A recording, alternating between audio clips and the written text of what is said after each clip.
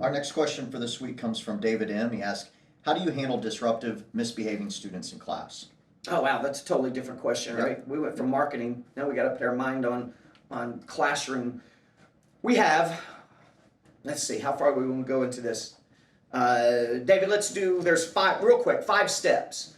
Kid's not behaving, you're not getting the desired behavior you want from the child. First thing we do is proximity praising. We'll praise the effort, or a child near the misbehaving kid, we'll praise them for whatever action or effort that we want that child to exemplify. So Billy may not be focusing. Set right beside him is Sarah, and I will, right in the middle of class, I'll go, Sarah, man, you are so focused today. Your eyes are right on my eyes. Good job. And maybe that snaps Billy to attention. So I didn't even have to call Billy out to get him to start focusing. And I praised another deserving child beside them. So we call that proximity praising. The next thing is I would do a real quick reminder for all the kids in class, right? Maybe I brought them all to a rest stance or attention stance, and I'll remind the whole class about whatever behavior is that I want Billy to hear, but I'll just give everybody a quick reminder. Maybe it's about focusing or trying your very best, or whatever the child's doing.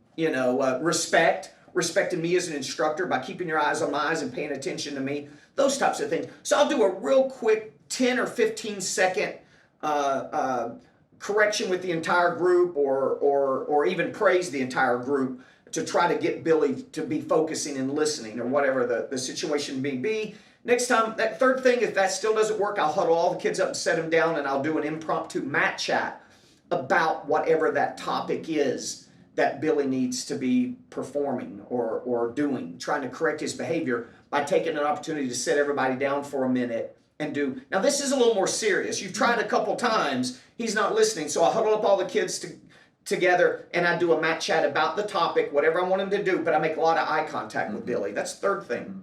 Fourth thing is then I'm going to do a one-on-one results and consequences talk is what we call it. So I might have everybody go to rest stance, and I walk over in the middle of the class, Billy one-on-one, lean down, and I whisper to Billy, listen, here's what you're not doing, or here's what you're doing, I want it to stop. This is exactly what I want you to do.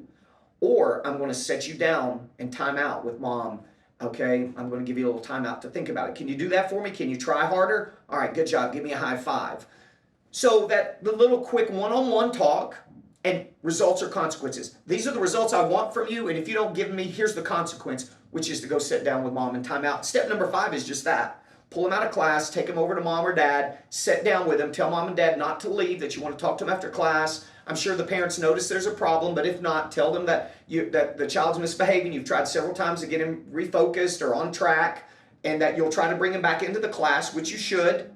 But if nothing else, make sure you talk to that parent and that child one-on-one after class, and try to bring the kid back in and in the class positive. But I'll be honest with you, years and years, I've been teaching since I was 15.